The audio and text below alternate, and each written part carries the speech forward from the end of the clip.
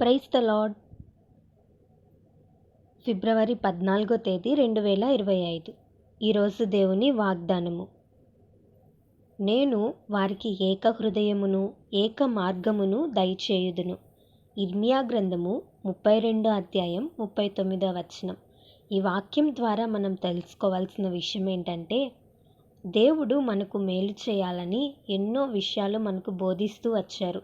మీరు తల్లిదండ్రులను సన్మానిస్తే మీకు మేలు కలుగుతుందని, మీరు పరిశుద్ధత కలిగి జీవిస్తే మీకు మేలు కలుగుతుందని, దేవుని యందు భయభక్తులు కలిగి ఉంటే మీకు మేలు కలుగుతుందని, ఇలా ఎన్నో విషయాలు మనతో మాట్లాడుతూ, మీరు నాకు భయపడినట్లుగా ఏక హృదయమును ఏక మనసును కలుగచేస్తానని వాగ్దానం చేస్తున్నారు. దేవునిని ఆశ్రయించినప్పుడు హృదయంలో, మన కుటుంబంలో ఏకత్వాన్ని, దేవునిని అనుసరించే మనసును మనం పొందుకుంటాం. ఎజ్రా కాలంలో దేవుని ప్రజలైన వారు చెరలో నుండి బయటకు రప్పించబడుతున్న సమయంలో యెరూషలేమునకు ప్రయాణం చేయాలని ఏకీభవించి సమకూర్చబడ్డారు.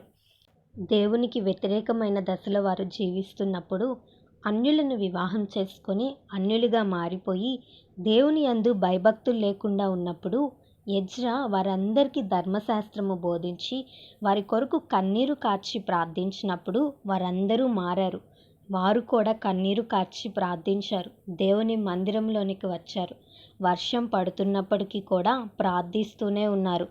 దేవునికి వారి జీవితాలను అప్పగించుకున్నారు.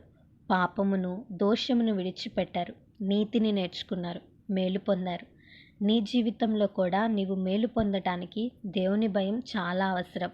నీ కుటుంబంలో దేవుని భయం లేదా? నీ కుటుంబంలో ఏక మనసు లేదా?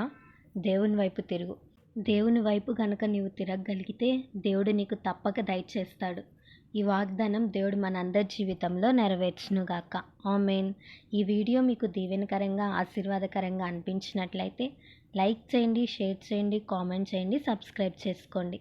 మీ ప్రార్థన అవసరతలను మాకు కామెంట్ రూపంలో తెలపండి. మీ కొరకు తప్పక ప్రార్థిస్తాం.